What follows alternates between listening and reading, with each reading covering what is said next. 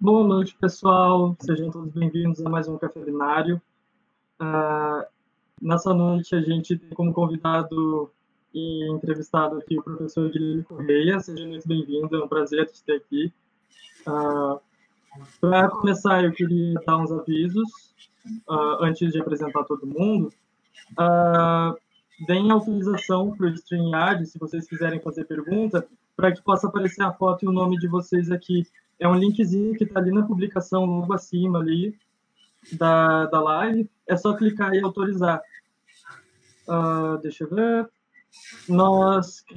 As meninas criaram o Discord da computação, quem quiser participar. E o PET está com seleção aberta também. Quem quiser fazer a seleção, participar do grupo PET e trabalhar com a gente, a seleção já está aberta, então é só entrarem lá no e-mail de vocês e verem como se faz para participar direitinho, que precisa. Então, essa noite somos eu, Thomas, a Isabela, que é do PET, o Andrei, do DA, a Andressa, do PET também, a Carol, também é do DA, e o professor Guilherme Correia. Muito boa noite. Boa noite, muito obrigado pelo convite. É um prazer participar do Café Binário com vocês.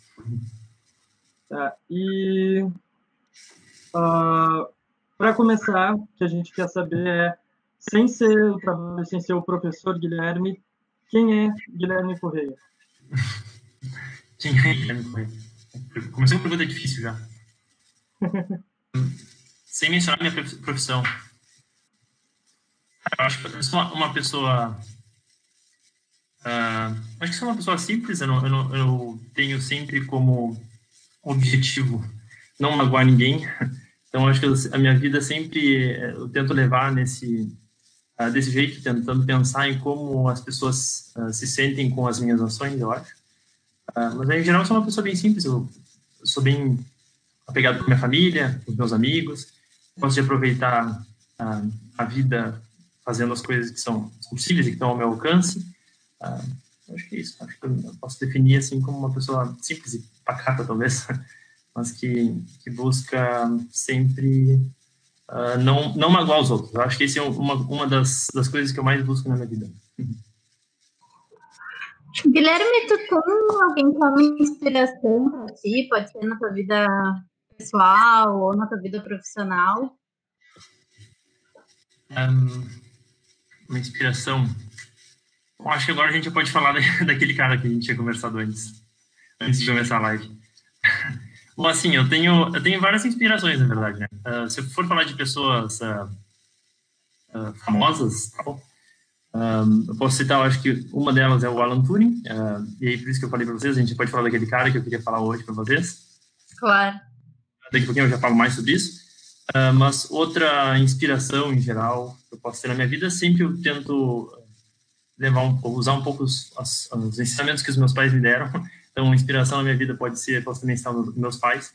Os meus pais me ensinaram muito isso, eu acho, essa ideia de empatia, de tentar sempre pensar nos outros antes de tomar qualquer ação que eu possa tomar em algum momento.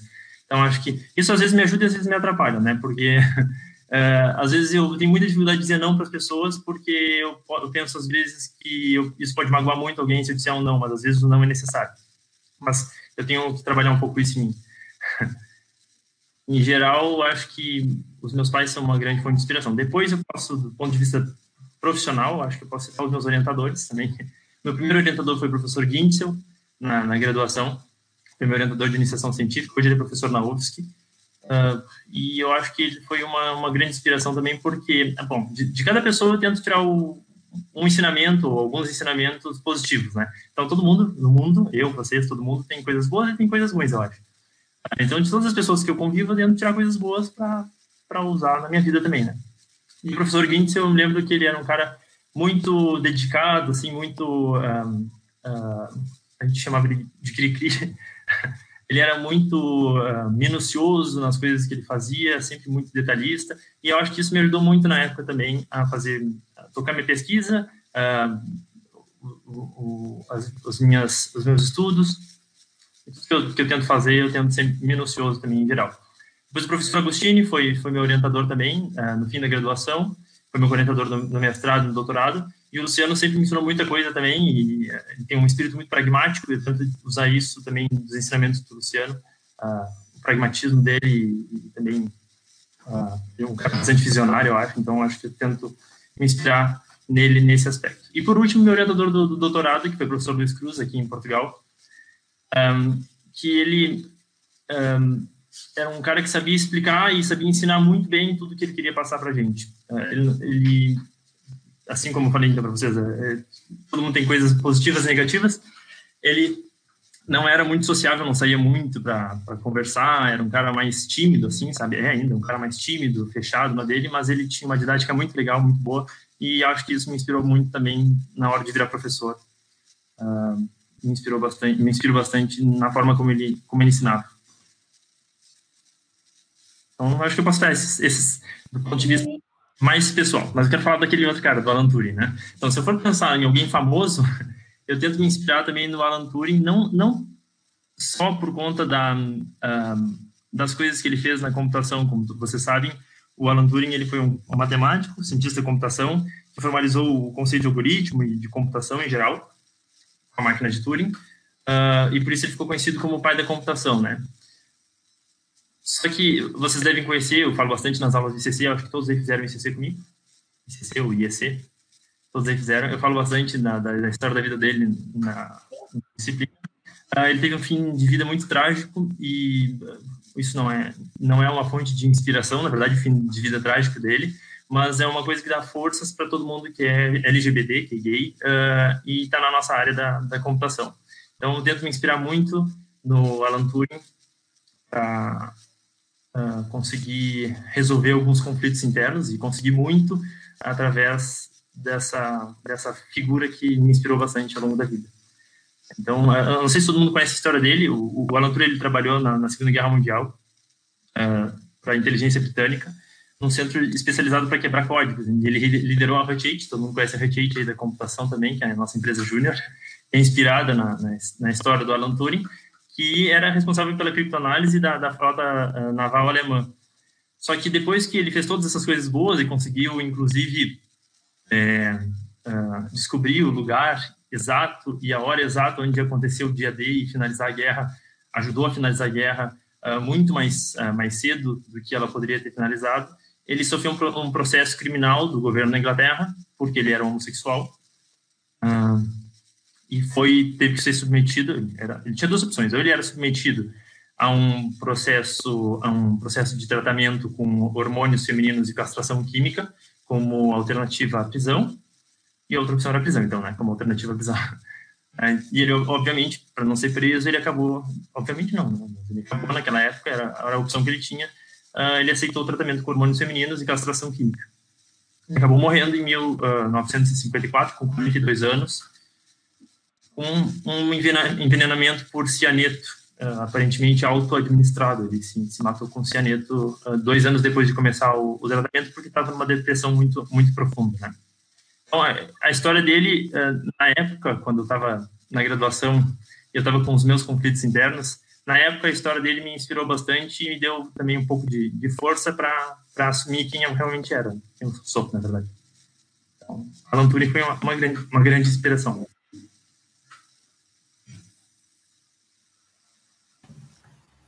E Gui, como foi para você se assumir no mundo de nerd, assim? Já a gente nessa. Olha, Isabela, no início foi muito difícil. Eu sempre tive apoio na minha família, dos meus pais, da minha irmã, dos meus parentes mais próximos. Mas foi muito difícil porque eu entrei na graduação numa turma que só eram 30 alunos, 29 homens e uma menina. Depois essa menina acabou saindo do curso, ficaram só que alguns meninos saíram também, ficaram todos os meninos. E eu me lembro que nessa turma tinha um aluno que era abertamente homossexual, todo mundo sabia, e ele sofria muito, eu via ele sofrendo muito todos os dias na sala de aula com bullying. Teve um dia que eu me lembro que o professor, uma aula de computação da sociedade, do professor Luciano Agostini,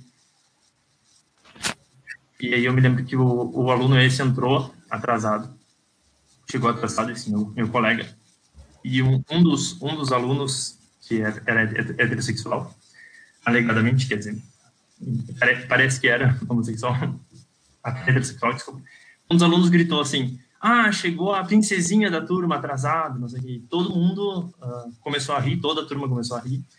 E eu me lembro que o professor Luciano Agostini fez o aluno esse da turma, diz, não entra mais, não vem mais na minha aula, não volta hoje mais na minha aula, não quero te ver mais aqui. E o outro aluno, claro, obviamente, ficou muito mal, o aluno que era homossexual. E isso acontecia várias vezes, esse é só um exemplo, né? E o que aconteceu depois de um tempo, aliás, ao longo de toda a minha graduação, é que eu vi o que acontecia com esse aluno e eu tentava me afastar dele, para nunca fazer trabalhos com ele.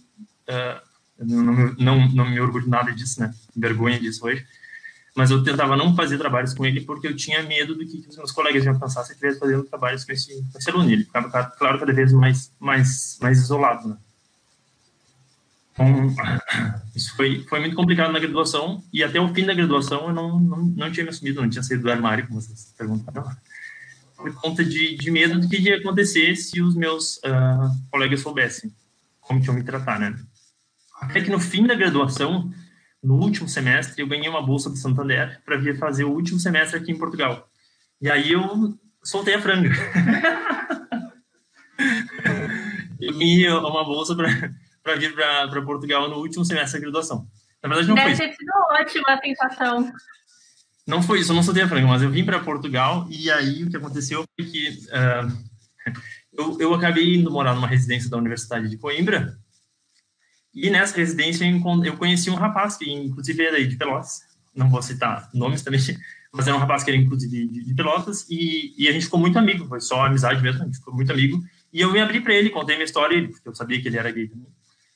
E ele me disse, olha, aproveita que tu está aqui, aproveita que tu está longe de todo mundo, ninguém te conhece aqui, e faz o que tu quer, experimenta o que tu quiser, para ter certeza ou não. Depois, quando tu voltar para Pelotas, se por acaso tu testar e não der certo, volta para Pelotas, ninguém tá sabendo de nada e tu toca a tua vida normal lá. E foi isso. Aí eu usei meu semestre de intercâmbio para estudar muito, obviamente, fiz o meu TCC, defendi o TCC na Universidade de Coimbra, tirei 10, e inclusive, 10 não, 20, porque aqui as notas vão de 0 a 20, e usei as minhas últimas semanas para viajar, depois da defesa do TCC, e na minha viagem aí eu experimentei coisas. Mas é isso. Antes de vir para Portugal da primeira vez, eu tinha namorado meninas, e essas meninas todas eu não estava a fim de namorar, eu namorava por pressão social, porque todos os meus colegas tinham namoradas. Mas e como é que foi quando tu voltou? Então, aí quando eu voltei, eu já tinha terminado a graduação. Eu fiz o TCC aqui, né? Então, voltei, tinha terminado a graduação e fui morar em Porto Alegre. E em Porto Alegre eu também não conhecia muita gente, então foi mais fácil. Mas aí, logo que eu cheguei, eu conversei com a minha família, contei tudo para minha família, eles me apoiaram desde o início, me deram todo amor, me amavam de qualquer forma, todas aquelas coisas bonitas. Eu fiquei muito feliz e toquei a minha vida lá em Porto Alegre. Não foi muito fácil durante a graduação, mas depois que acabou a graduação e eu saí de Pelotas, as coisas melhoraram bastante. É que Pelotas era outra naquela época também, né? Não era essa Pelotas de hoje. Sim, agora... Uma coisa que... Pode falar. Agora, na nossa realidade, eu não consigo ver esse tipo de situação acontecendo. Se esse tipo de coisa acontece na sala de aula, essa pessoa é trucidada, sabe? Se alguém fala esse tipo de coisa. Eu acho que uma das coisas que ajudou a mudar muito a vida em Pelotas, principalmente em Pelotas, né? Que é uma cidade muito pequena, provinciana. As pessoas de Pelotas estudavam em Pelotas, na Universidade de Pelotas. No máximo, as pessoas vinham de São Lourenço, Camaquã, Bagé, ali da volta, sabe?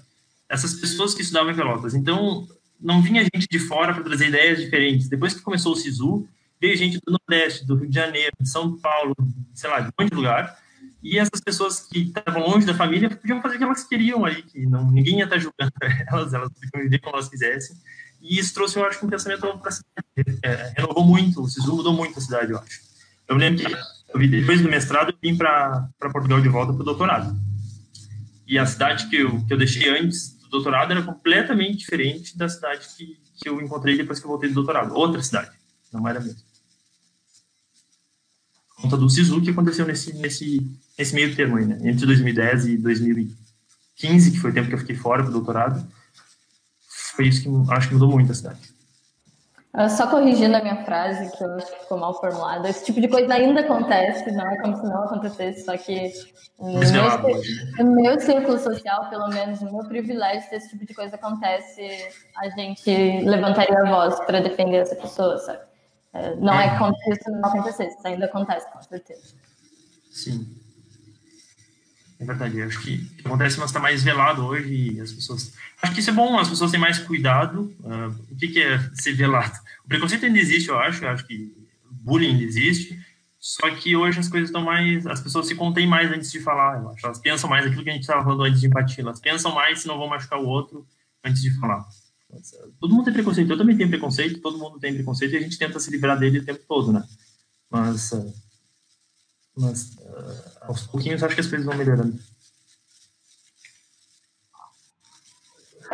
Deixa eu te perguntar uma coisa, Guilherme. Qual seria o seu principal capítulo que fizesse na autobiografia? Nossa, principal capítulo da minha autobiografia. Não sei, eu acho que todos os capítulos são importantes. Eu estou vivendo agora um capítulo importante. Antes de vir para cá, para Portugal, acho que eu vivi um capítulo muito importante. Eu conheci meu marido e a gente estava vivendo ali, eu vim para cá juntos. Fez a nossa casa, montou o nosso apartamento. Acho que isso foi um capítulo muito importante. Mas o capítulo que eu acabei de narrar para vocês também, no fim da minha graduação, foi um capítulo muito importante porque me libertou. Então, acho que não tem um capítulo específico, talvez tenha alguns capítulos que eu acho importantes na minha história. Guilherme, seguindo o assunto, por que a computação? Tu já vinha estudando a área, tu gostava, foi um insight, como é que foi? Eu sempre fui um aluno no colégio, eu sempre fui um aluno que gostava de todas as disciplinas, todas as matérias, exceto educação física. Eu tirava 10 em tudo e eu tentava sempre me dedicar ao máximo em todas as disciplinas, porque se eu chegasse com 9 em casa, minha mãe ia dizer, por que não tirou 10? Então, eu sempre me dediquei muito em todas as disciplinas. Eu era aquele aluno bem CDF, sabe? Eu não gostava de educação física também por conta do bullying que eu sofria. Duplamente, porque eu não gostava de fazer exercícios, eu era gordinho, e também porque eu gostava, quando eu fazia algum exercício, eu gostava de jogar vôlei com as meninas. Então, eu odiava a educação física. Eu odiava a educação física. Mas, enfim, depois que eu terminei o ensino fundamental e fui para o CET, né, que era o IFSU, né, eu acabei entrando no curso de telecomunicações lá. Então, acho que foi meio que natural depois eu seguir numa área de tecnologia. Mas eu me lembro que depois isso foi engraçado. Eu não gostava de todas as disciplinas, inclusive no CETEC, eu gostava muito de história, eu gostava muito de geografia. E aí, no final da minha graduação, do ensino médio, que era junto com o técnico lá no CETEC, eu tinha dúvida entre duas, que era computação, seguindo essa parte tecnológica, e história. E aí, eu conversando em casa com a minha mãe, eu lembro que eu estava com papel para marcar do vestibular da UFPEL. Estava em dúvida e disse, mãe, não sei, faço história ou faço computação? E eu me lembro da fala da minha mãe, faz primeiro o que dá dinheiro. E depois faz alguma coisa que tu gosta para estudar. Bom, no fim, eu acabei virando professor, não fiquei milionário na computação. Acabei virando professor, que eu poderia ter virado professor na história também, daria no mesmo, o salário seria igual. Né? Mas eu acho que foi meio que natural, eu acabei indo para o curso talvez mais próximo que tinha em Pelotas do curso de telecomunicações que eu fiz no curso técnico. Mas história ou computação? Mas eu gostava de todas as disciplinas. Eu acho que se eu tivesse feito biologia, se eu tivesse feito química, se eu tivesse feito biologia, eu acho que ia gostar de todas, menos educação física.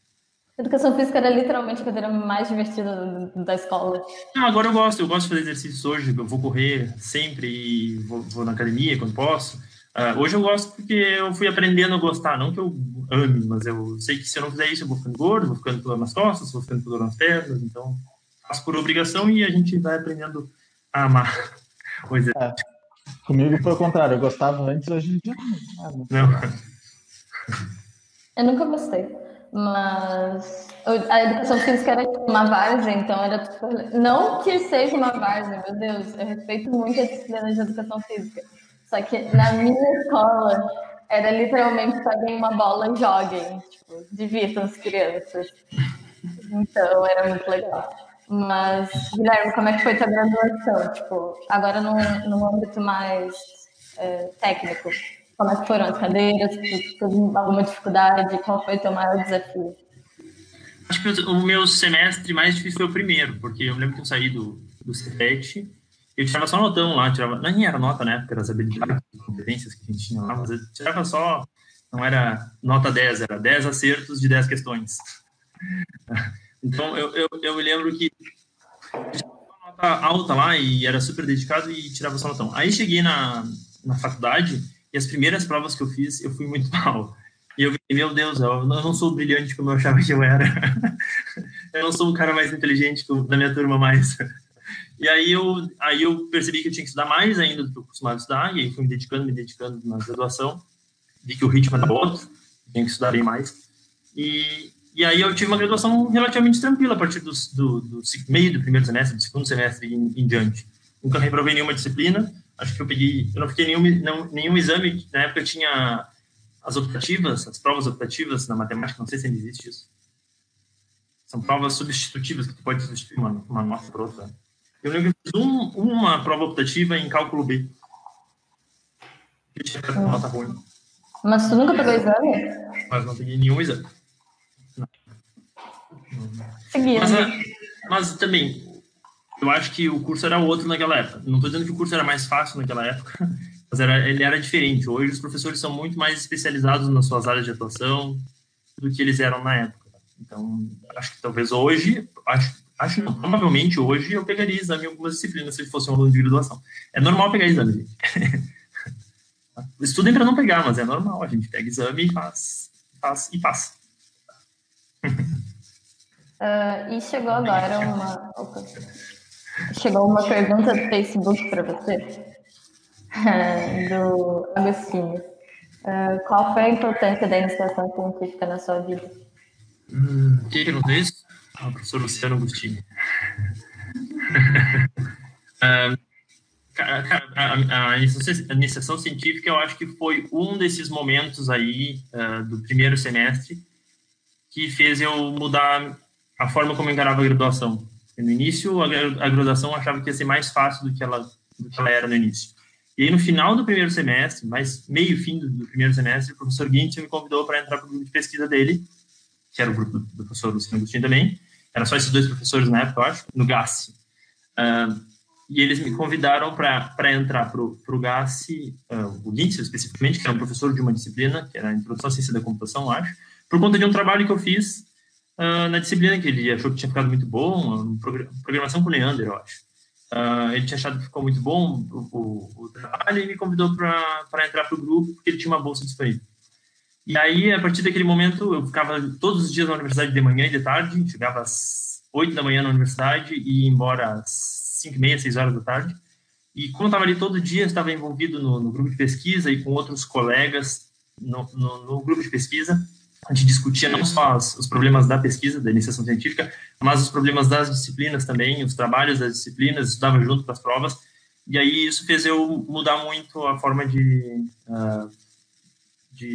encarar a graduação, e eu acho que isso mudou completamente o meu desempenho na graduação, porque na iniciação científica que eu tive contato com o curso mesmo, porque antes, no início do primeiro semestre, eu ia para a universidade, fazia disciplina e voltava para casa. Fazia uma disciplina e voltava para casa, e assim por diante. Né? Era no Capão do Leão, lá longe, mas eu ia lá, fazia as disciplinas e voltava para casa. Ficava ali, às vezes, parado, esperando um intervalo entre duas aulas, por exemplo, e ficava parado, sem muita interação com os colegas. E aí a gente não estudava junto. Depois que eu comecei na iniciação científica, mudou bastante. Então isso fez muita diferença na minha graduação. E além disso, fez toda a diferença também na minha pesquisa, obviamente. Né? Depois, com a iniciação científica, eu comecei a apresentar os trabalhos nos eventos, comecei a participar dos eventos, me deu vontade. É muito legal a gente ver na iniciação científica um trabalho que a gente faz, mesmo, por mais que ele seja pequeno. Lá na graduação, a gente faz um trabalho pequeno de iniciação científica. Por mais que ele seja pequeno, a gente sente muito orgulho de ver aquele trabalho publicado, ver nos anais do evento. Eu lembro que a minha mãe, eu levei os anais do SIM, Simpósio de Microeletrônica, que eu publiquei em 2006, acho que foi. Primeiro que eu participei. Eu levei para minha mãe ver o livro lá com o meu nome, do artigo e tal. A minha mãe tirou xerox e colou na geladeira. Colou na geladeira a primeira página do artigo com o meu nome lá. que eram somadores, arquitetura de somadores em VHDL. Então, a iniciação científica é legal por isso, né? Porque foi alimentando esse orgulho pelo trabalho que a gente vai fazendo, e a gente tem vontade de fazer mais. Depois fui para o mestrado, fui para o doutorado, e assim por diante.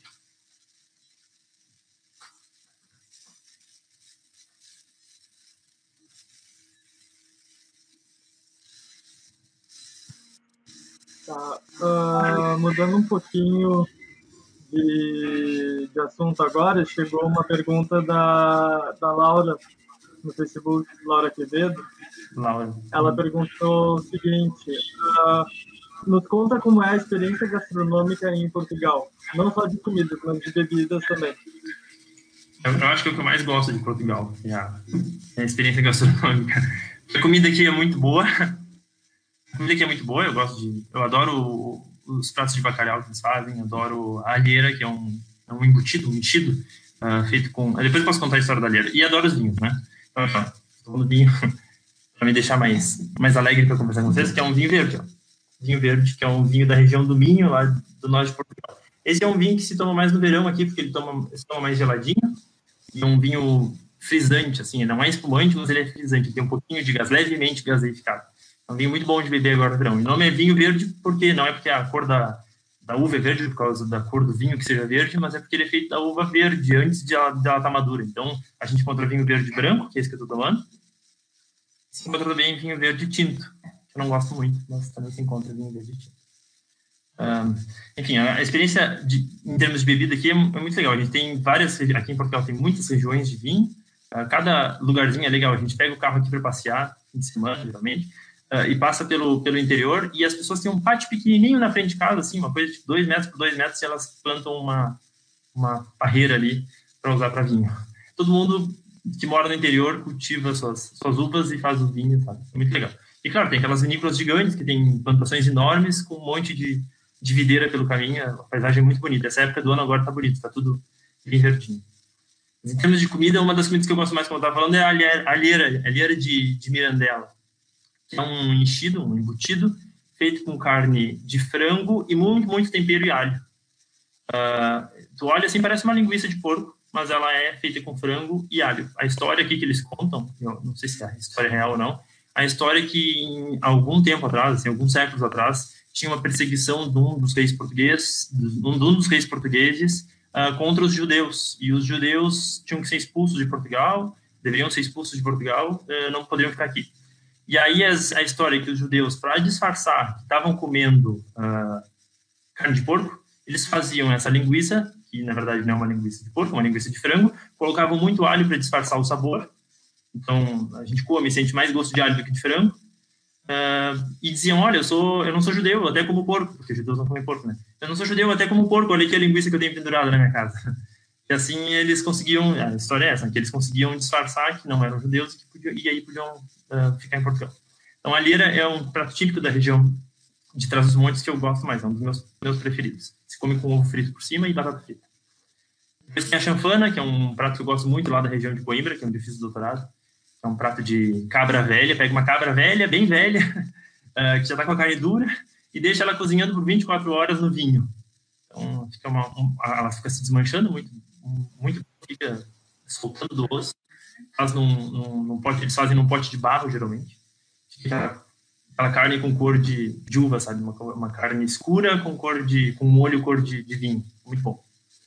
Então, eu acho que são esses meus pratos preferidos. Todos de bacalhau, a alheira e a champana. Gui, a gente estava falando sobre bebidas, vinho e etc. E chegou uma pergunta do Eduardo no Facebook, dizendo assim: Eduardo Matos, um dos melhores professores que tive, agora diz aí, como é ver os alunos pouco alcoolizados em festa logo depois de uma prova? Geralmente, fim de semana, sexta-feira ou sábado, eu e o Darlan, que é o meu marido, a gente costuma sair antes de existir o coronavírus, né? Antes de fecharem todos as discotecas, bares, enfim, as festas em geral. A gente costuma sair fim de semana aí, vai no The Way, vai no Galpão, Enfim, vai em algumas festinhas. E aí, volta e meia, a gente encontra os alunos. Às vezes os alunos estão em situações, não digo deploráveis, porque às vezes eu próprio estou nessa situação. É bom ver, eu gosto de ver os alunos, encontrar os alunos na festa. Dá para ver que os alunos se divertem também. Na minha época lá da graduação, os meus colegas não saíam muito para festa, né? Eu até saí 1 ou 2 vezes na graduação com os colegas no Nova York Irish Pub, que acho que nem existe mais ainda lá. Mas eu acho que eles não saíam muito, assim, ficavam mais em casa. E também era caro sair, né? Ainda é caro, mas não tem... Hoje tem as opções de festa barata, né? Open bar que tu paga R$20 e entra e bebe a noite toda. Naquela época não tinha isso.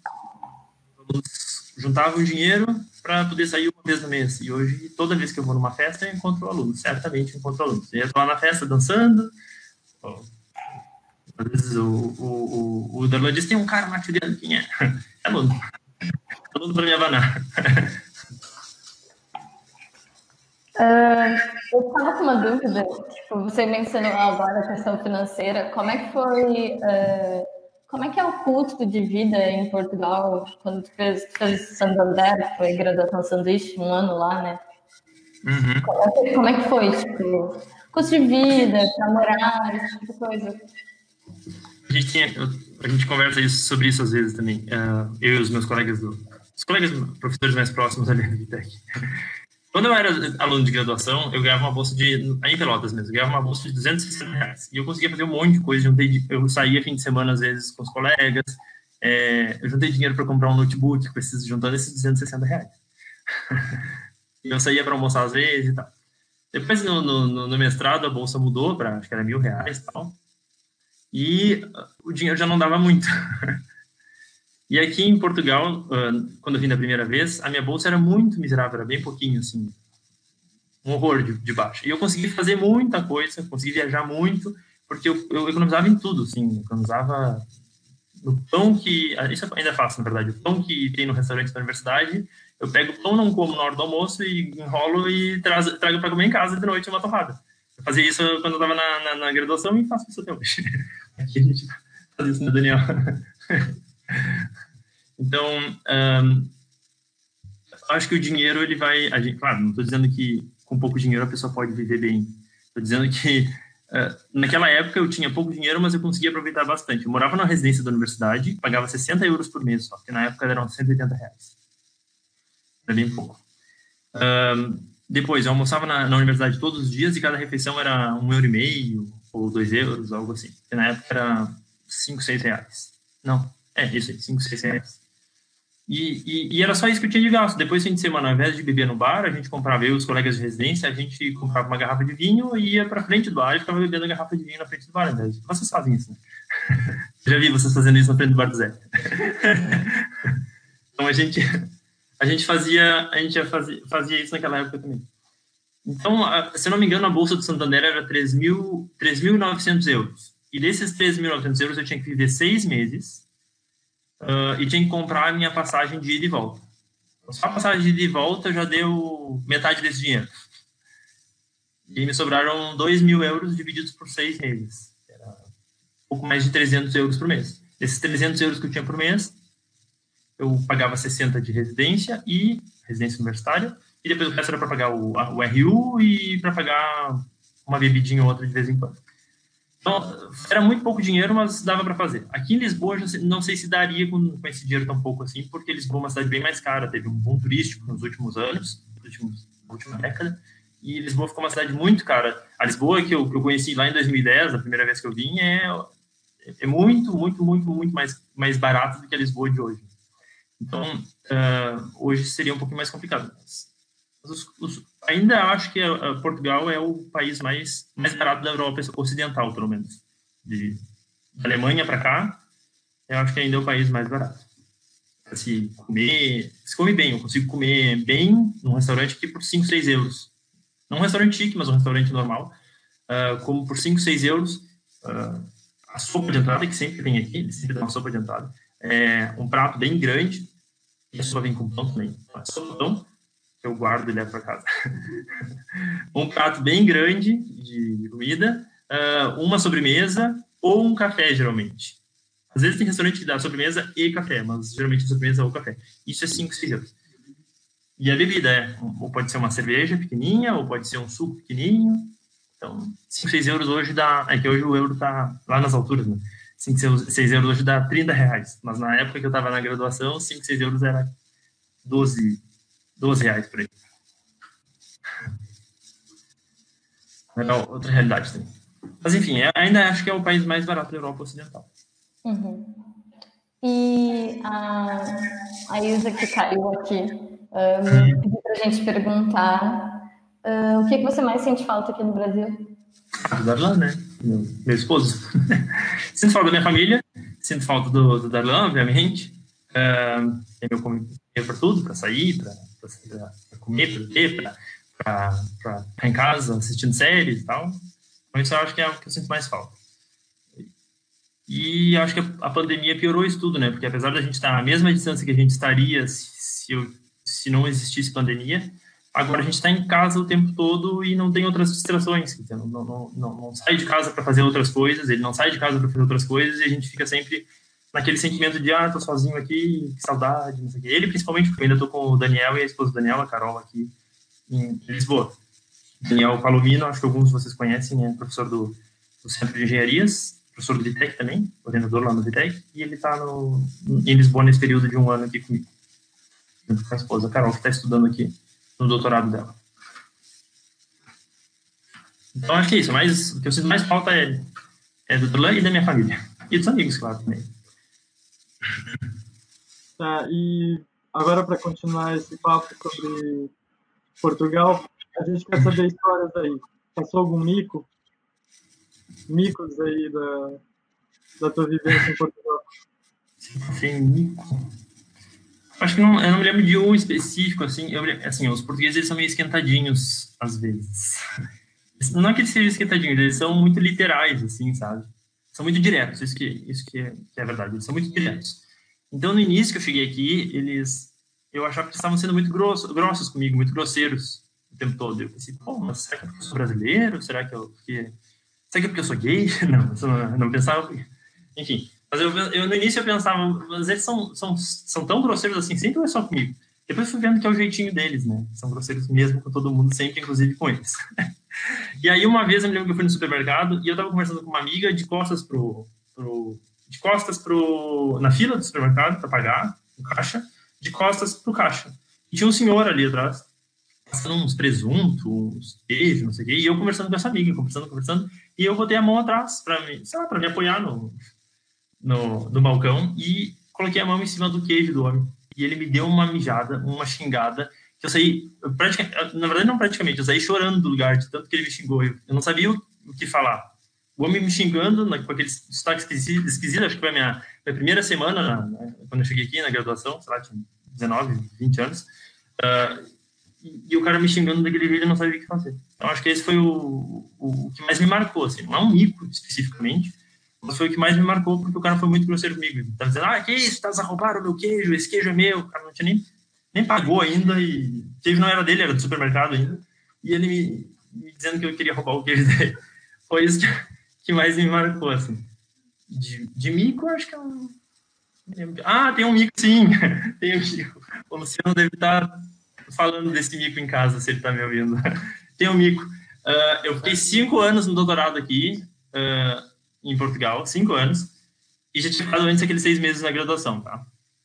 Então, depois dos 5 anos, depois que eu defendi meu doutorado, o Luciano veio aqui, Luciano Agostini, veio aqui para minha defesa, chegou atrasado na minha defesa, infelizmente, chegou 12 horas atrasado, mas por conta do voo e não por culpa dele.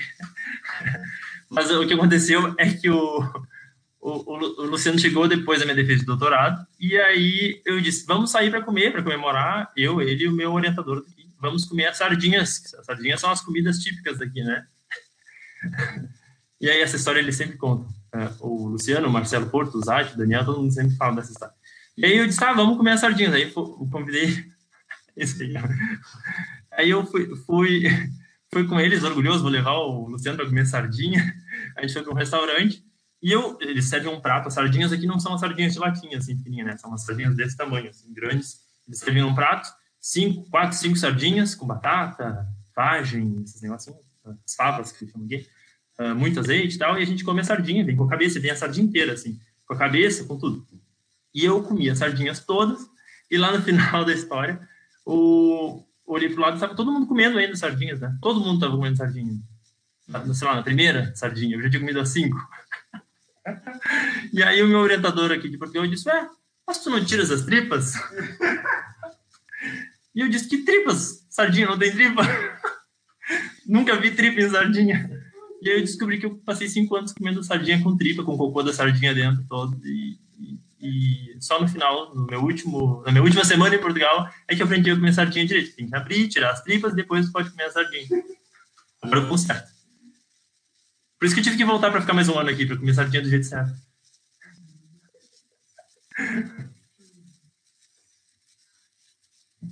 Mas o Brasil foi colonizado por português, falamos português, não de Portugal, mas tem muita diferença cultural. Tu sentiu assim uma diferença cultural muito grande no povo daí? É realmente muito diferente do brasileiro? É parecido? Acho que assim, o Brasil é enorme, né? E dependendo da região do Brasil, as pessoas também são muito diferentes. Então, eu acho que não existe um tipo de brasileiro que possa comparar com um tipo de português. Portugal, apesar de ser pequenininho, Portugal também... Acho que a Andressa travou, pelo menos para mim. Portugal, apesar de ser pequeno, tem um monte de diversidade aqui também. Então, eu acho que não tem um tipo de português e não tem um tipo de brasileiro. Mas, principalmente brasileiro, porque o país é enorme, tem dimensões continentais, não tem um tipo específico, né? O brasileiro do Sul é muito diferente do brasileiro do Norte, que é muito diferente do brasileiro do Rio de Janeiro, assim, porque... Então, se eu for pensar assim na imagem, aquela imagem típica do brasileiro, o homem do samba, assim, e for olhar o português, tem muita diferença, porque o português é o cara triste do fado, aquele cara compenetrado na sua dor interna, sempre remoendo aquela dor. Então, eu acho que isso foi uma das coisas que lá no início, como eu falei para vocês, me fez muita impressão, assim, que me causou um pouco de estranhamento, porque eles eram muito, todos eles em geral, eram muito ranzinhas, brigando o tempo todo e tal, e sempre pareciam que eram tristes, sabe? Os portugueses pareciam tristes. E o brasileiro é muito mais alegre, eu acho, parece mais feliz, tal. O brasileiro em geral, de novo, tô falando, não é todo brasileiro que é alegre, assim como não é todo português que é triste. Tem português muito feliz e tem brasileiro muito triste. Mas na média, eu acho que o brasileiro é um povo muito mais alegre, tá? Espero que a Mariana não esteja me assistindo, porque ela disse que ia entrar na live para assistir. A Mariana é minha vizinha portuguesa aqui, que disse que ia entrar para assistir a live. A principal diferença que eu vejo do Brasil para Portugal, dos brasileiros para o português, é isso, é na forma de encarar a vida. Aqui, qualquer coisa que cai fora do copo, para eles é um horror. Oh, meu Deus, essa gota caiu fora do copo, é um drama. E aí no Brasil, mas tudo bem, tem outras gotas dentro do copo, tem outras coisas para a gente comemorar, vai ter carnaval mesmo com Covid. O que tu tem pesquisado no hotel e aproveitando para deixar ali a pergunta do Garibaldi Silveira também, como é que foi o primeiro impacto com a pesquisa em videocoding? Não autorizou o stream. Não entendi o comentário agora. Dá para mostrar a fotinha aqui.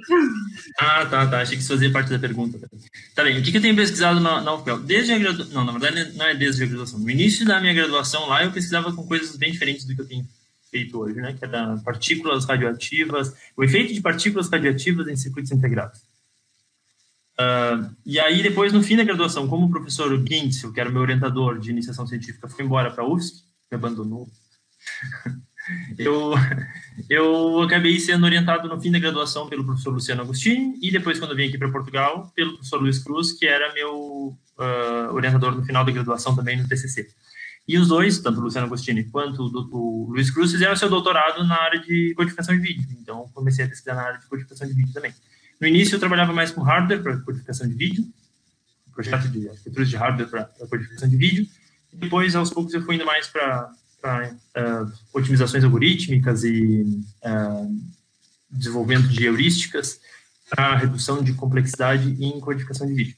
Então, acho que desde o doutorado, principalmente, desde o mestrado, na verdade, mas principalmente durante o doutorado e hoje, a minha pesquisa está mais focada em redução de complexidade para codificação de vídeo. Ou seja, como deixar a codificação de vídeo menos custosa computacionalmente, deixar ela mais rápida para a gente conseguir fazer a codificação desse vídeo nesse momento, rápido, em tempo real, e ela conseguir chegar a vocês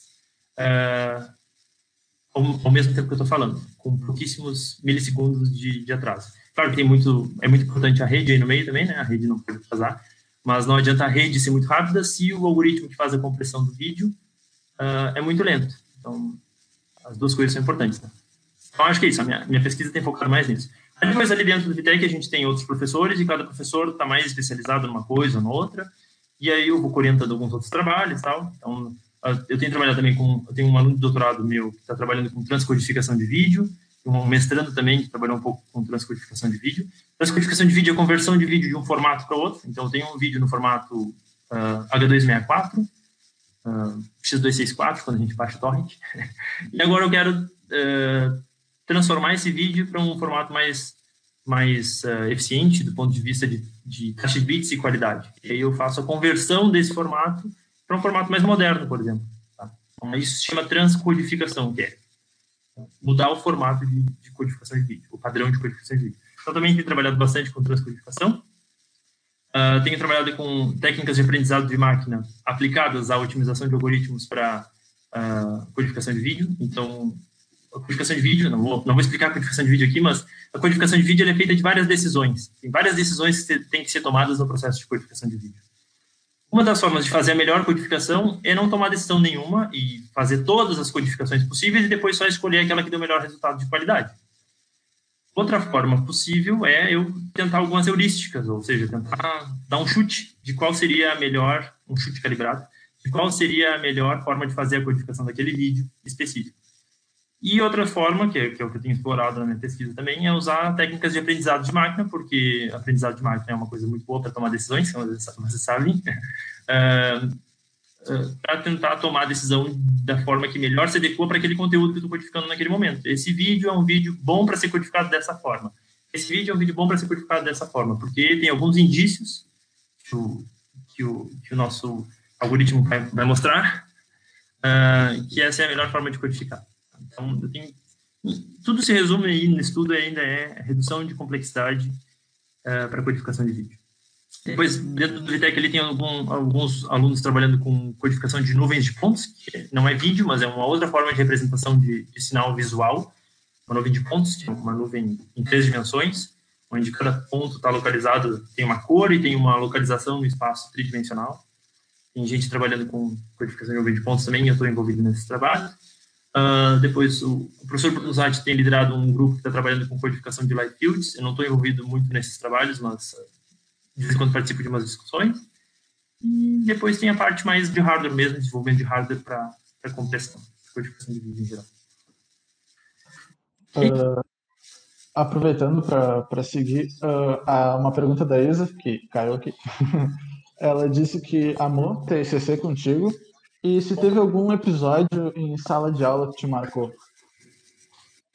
Se teve algum episódio em sala de aula que me marcou? Várias coisas acontecem em sala de aula. Deixa eu ver se tem algum que eu posso lembrar. Assim, mas várias coisas acontecem em sala de aula que me marcam. Assim. Uma das coisas, por exemplo, tem uma aluna no curso que tem deficiência auditiva. E aí eu me lembro que eu pedi para ela sentar no primeiro lugar da fila, assim, na primeira fileira, no primeiro dia de aula. Isso me fez aprender muito. Primeiro dia de aula eu pedi para ela sentar na primeira fileira para ela conseguir ouvir bem o que eu estava falando, porque ela tem deficiência parcial, né? E aí eu falava bem alto, gritando, para ver se ela me ouvia. E aí ela, no final da aula, perguntei se ela tinha me entendido. Ela disse que não, só se eu cortasse a minha barba, porque na verdade ela lê os lábios. Então isso foi um episódio que me marcou bastante. Eu tinha uma barba maior do que eu tenho agora. Aliás, eu fiz a barba hoje para aparecer para vocês. Mas eu tinha uma barba que estava mais cheia, assim, e a minha boca não aparecia de verdade. Eu tenho os lábios meio finos também, eu acho. Minha boca não aparecia de verdade, e eu tenho mania de falar rápido também. E eu acho que essa foi uma das coisas que me marcou. A aluna pediu para eu cortar a barba. E eu cortei, não cortei totalmente, mas eu acho que ajudou. Foi uma das coisas que me marcou bastante. E ela não tinha nenhum suporte da universidade? Não tinha naquela época, não sei se ela dispensou ou se realmente não existia naquela época ainda. Coisa que que eu aprendi que no início do semestre tem que falar com os alunos, é que às vezes a gente não sabe, agora até a universidade tem avisado bastante pra gente quando tem algum aluno que tem alguma necessidade especial, né? Mas logo que eu entrei eu não me lembro de ter recebido uma notificação específica sobre ela. E ela veio falar comigo e tal, mas eu não sabia exatamente que tipo de necessidade ela tinha e tal. E eu acho que isso é importante. No início do semestre agora, eu sempre me preocupo em falar com os alunos e tentar descobrir se tem alguém ali que precisa de algum tratamento especial, não tratamento especial, mas precisa de algum cuidado maior meu para que consigam me entender. Eu costumo falar muito rápido, eu até digo no início das aulas, do primeiro semestre principalmente, eu peço. E me avisem se eu estiver falando rápido demais para eu diminuir a velocidade, né? Chegou mais uma pergunta do Facebook, do Alan. Ele diz o seguinte: olá, Guilherme. Ao longo da tua trajetória acadêmica e profissional, há alguma decisão que julgas ter sido muito acertada e alguma que hoje tu teria feito diferente? Abraço. Uma coisa que eu acho que foi acertada é o seguinte: eu falei para vocês que eu vim para Portugal da primeira vez, lá em 2008, assim, no último semestre da graduação. Eu tentei aquela bolsa uma vez no ano anterior, em 2007, e não ganhei. Na verdade, foi uma história meio estranha, assim. Meu nome saiu na lista dos aprovados, eu fiquei muito feliz, comemorei, mostrei para o meu orientador. 10 minutos depois, entrei no site de novo e o nome não estava mais na lista. Foi uma coisa estranha. Enfim, mas o que aconteceu é que eu tinha salvo o PDF, então eu tinha prova que meu nome estava na lista. Salvei o PDF original. O que aconteceu é que não ganhei a bolsa naquele ano, enfim. Mesmo pedindo explicações e tal, não ganhei a bolsa naquele ano, 2007. E aí eu já estava bem desmotivado a tentar isso de novo, né? Porque eu já estava no último semestre da graduação e eu pensei, não vale a pena eu tentar de novo, porque só falta o TCC, eu já fiz o TCC 1, agora só tenho que fazer o TCC 2 e estou formado, não tinha nenhuma disciplina para cursar, além do TCC, né? TCC 2. Então acho que não vou pedir essa bolsa de novo. E o Luciano Agostini que me sugeriu, disse, pede a bolsa, depois a gente procura um professor nessas universidades que pode te orientar nessa área específica. E aí tu faz o teu TCC lá, tu fez o TCC 1 aqui e deixa esse cara te orientar. Esse cara que vai aparecer em algum momento, ele te orienta na universidade de destino. E aí eu fui fazendo a candidatura e ganhei a bolsa na segunda tentativa. Então, isso foi uma lição boa e foi uma coisa que eu acho que foi uma decisão acertada. Agradeço ao Luciano Agostinho. Porque isso mudou bastante a minha vida, porque se eu não tivesse vindo na graduação aqui, no último semestre, feito meu TCC e deixado uma boa impressão para o meu orientador da época, ele não teria me mandado um e-mail lá no meio do meu mestrado, dizendo, olha, tem uma bolsa de doutorado, quer vir fazer o doutorado aqui comigo? Eu não me candidatei a bolsa de doutorado, ele me mandou um e-mail dizendo, quer fazer bolsa de doutorado, quer fazer o doutorado comigo? Tem uma bolsa para ti aqui. Tipo, caiu, assim, no meio do meu mestrado, uma bolsa de doutorado no exterior. Então, acho que isso foi uma decisão acertada, porque a ida naquele momento na graduação mudou bastante a minha vida no futuro, né? Fiz o doutorado todo no exterior por conta daquela decisão, naquele momento específico lá, no semestre da graduação. E se eu tomei alguma decisão... Como é que é a outra pergunta? A outra parte? Se eu tomei alguma decisão que eu teria feito diferente hoje? Sim, naquele caos que eu contei para vocês com o meu colega de graduação. Não sei se ele quer me assistir em algum momento, mas se ele me assistir um dia, eu quero pedir desculpa para ele aqui publicamente. Aquele meu colega de graduação que eu tentei me afastar porque ele era gay. Então, acho que isso foi uma decisão que eu tomei na época que eu me arrependo muito e que eu sinto culpa até hoje e que eu já teria feito completamente diferente. Né? Eu teria me aproximado mais dele, tentado fazer mais os trabalhos com ele, pelo menos, conversado mais com ele, porque ele é um cara muito legal. Depois a gente ficou bem amigo. Ele é um cara muito legal, a gente conversa até hoje. Mas que na época foi uma decisão muito errada da minha parte que eu teria feito diferente.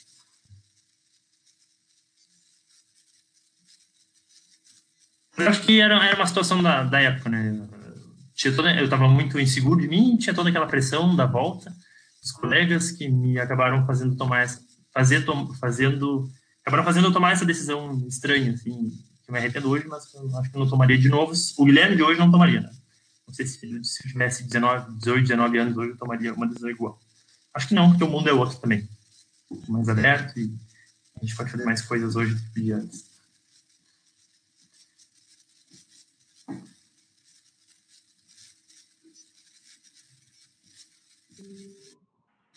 Não ligou o microfone. A Laura mandou uma pergunta no Facebook. Uma vez o Gui encontrou R$30 na sala de aula e como ele não sabia de quem era a Thaís, que ele encontrou foi a mais divertida. Você lembra disso, Gui? Me lembro, me ferrei um pouco nessa história também. Eu encontrei R$30 na sala de aula. Na verdade, eu não sei se era 30 ou se era 20. Mas enfim, encontrei R$30 na sala de aula. E não sabia de quem era, perguntei. Na verdade, já tinha todo mundo saído, só tinha um aluno na sala de aula. Não sei se era a Laura, mas tinha um aluno na sala de aula, talvez fosse a Laura. Ninguém sabia de quem era aquele dinheiro, eu não sabia, e essa outra pessoa sabia. Então, ninguém sabia de quem era aquele dinheiro. Eu tenho certeza que se eu perguntasse no dia seguinte de quem são esses R$30, todo mundo ia levantar a mão e ia dizer, são meus esses R$30. Então, a gente estava há poucos dias do churrasco da computação, e eu estava, vou guardar esse dinheiro, e essa turma que está aqui, alguns deles devem ir no churrasco. Eu vou na mesa deles e pago cerveja, R$30 de cerveja para o pessoal que está nessa mesa com esses R$30. Só que eu cheguei lá e tinha ido a turma toda no churrasco. R$30 não dava para pagar cerveja para todo mundo. E aí eu me lembro que eu cheguei lá e vi uma mesa só, uma mesa assim com 4 ou 5, e disse, olha, eu trouxe R$30 de cerveja para vocês. Porque vocês são daquela turma que alguém perdeu R$30. E aí eu fui para minha mesa. E daqui a pouco começou a aparecer gente, olha, eu sou daquela turma também, olha, eu sou daquela turma também. Eu sou daquela turma que tinha R$30 no chão. E aí eu paguei, sei lá, R$100 de cerveja naquela noite, porque todo mundo era daquela turma. E eu não me lembrava mais quem era da turma e quem não era. Eu acabei pagando cerveja para um monte de gente. No final, chamada da computação.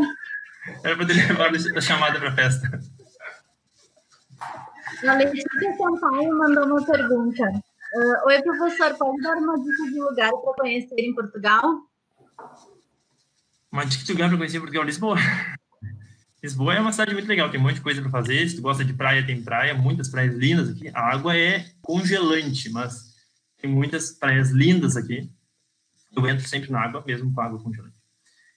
Tem muitos museus, a cidade tem 95, 96 museus, tem muita opção cultural de coisas para fazer. Que mais? Tem muita comida boa, se bem que em Lisboa tu não vai ser tão bem servida quanto no interior. Se tu for para o interior, tu vai comer muito bem e mais barato e com muita quantidade. Para quem gosta de comer muito, que ninguém, é bom ir para o interior.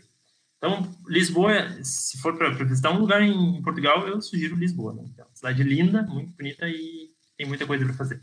Agora, se for para o interior, deixa eu pensar, gosta de praia para Algarve, que são as praias mais bonitas que eu já vi.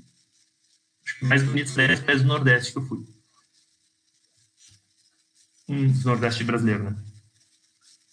Interior, eu acho que... E depois tem as aldeias, que são vilas muito pequenininhas, assim, que moram, tipo, 100, 200 pessoas, que são praticamente abandonadas.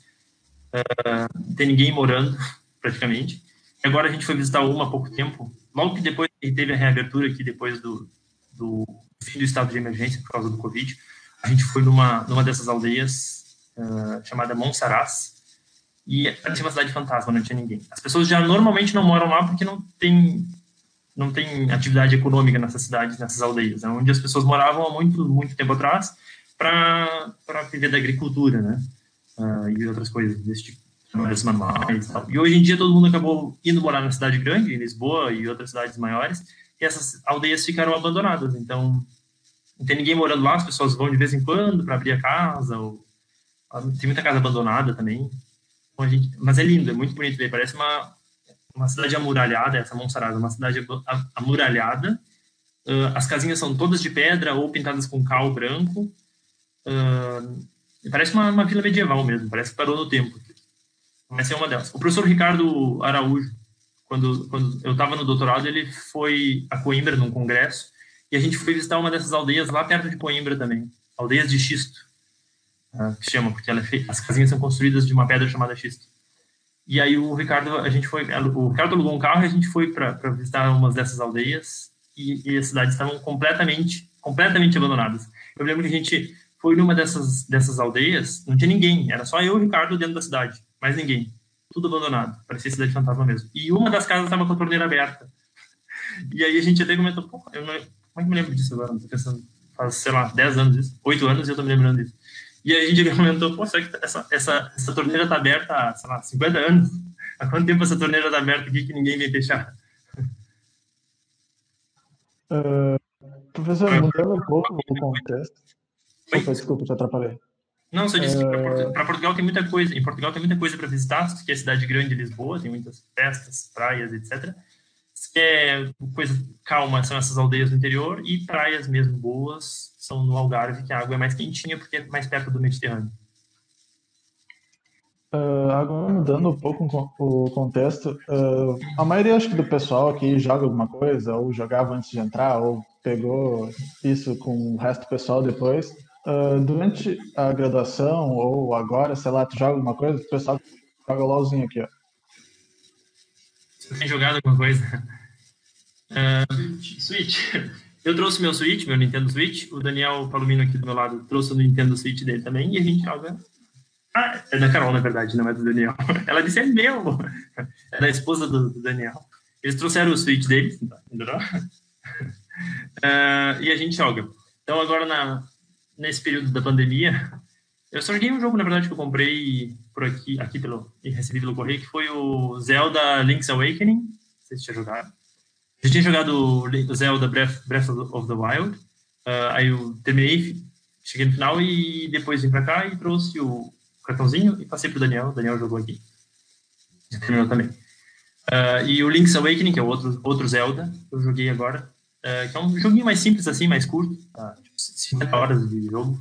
Em comparação com o outro é curto, porque o outro, acho que eu fiz 180 horas, 140 horas. O outro eu joguei na minha outra quarentena do ano passado. Não sei se vocês lembram, no ano passado eu fiz uma cirurgia aqui do lado. Lembra? Acho que alguns de vocês eram meus alunos. Eu fiz uma cirurgia aqui do lado porque eu estava com um tumor benigno aqui do lado da orelha. E aí tive que fazer um corte grande que veio daqui até mais ou menos aqui embaixo no pescoço. Ele passado com a bala, ainda bem. Por isso que eu não tiro a bala. Uma aluna que me desculpe. E aí eu fiquei um mês parado em casa, mais ou menos. Não podia nem mexer o pescoço, tinha que ficar reto assim. E eu fiquei jogando aquele jogo. Então deu 180 horas de jogo do Zelda. Então o jogo que eu mais gostei de jogar hoje foi esse, Zelda Breath of the Wild. Que é o ATW. E agora eu joguei o Link's Awakening. Tô jogando Mario Rabbids também, de vez em quando, já faz 2 semanas que eu não ligo videogame. E de vez em quando a gente joga aqui o Just Dance. Overcooked. A gente jogou todo o Overcooked agora há pouco. A gente janta, depois... Já jogaram Overcooked? Sim, é muito bom. É um jogo muito frenético. Tem um monte de receitas para fazer e tem que ficar preparando os pratos. E aí, sei lá, enquanto um cara corta o tomate, o outro cara lava a louça, o outro cara recolhe os tomates e coloca na panela e depois entrega pros clientes. E tem que ser tudo rápido, assim. Se não fizer 10 receitas no período de 3 minutos, perde. Tem que começar de novo. Então, a gente jogou... Depois da nossa janta aqui, a gente joga Overcooked. A gente terminou o 1 e o 2. Terminou os 2, né? Terminamos os 2 Overcookeds.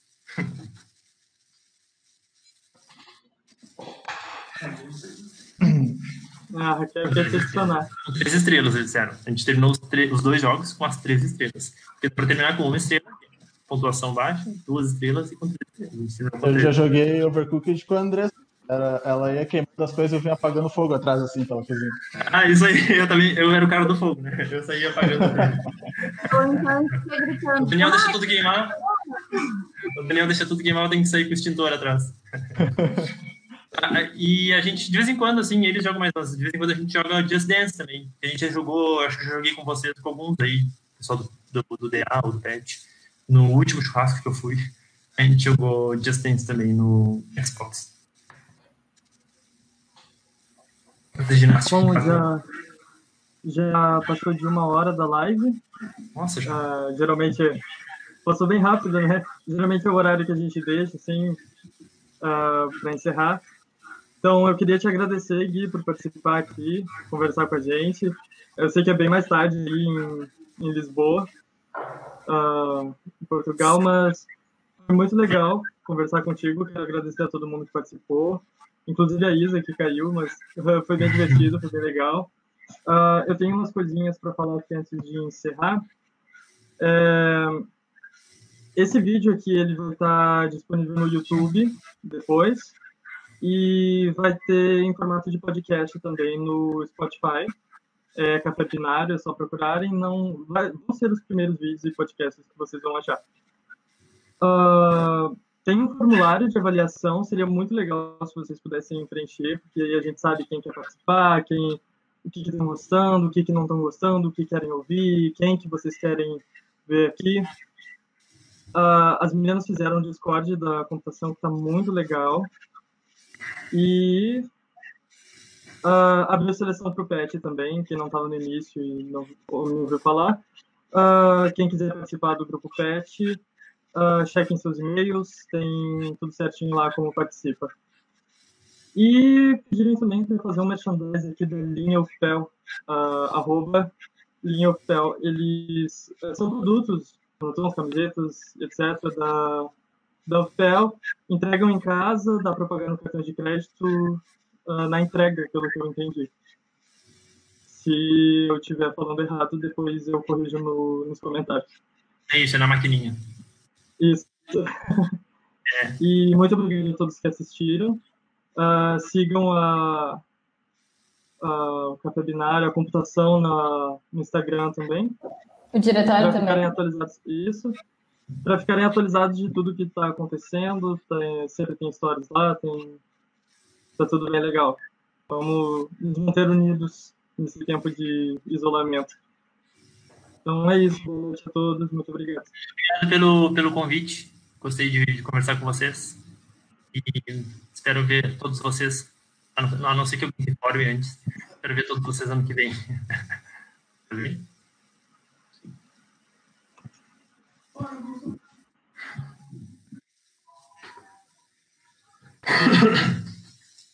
Bem, já fechou?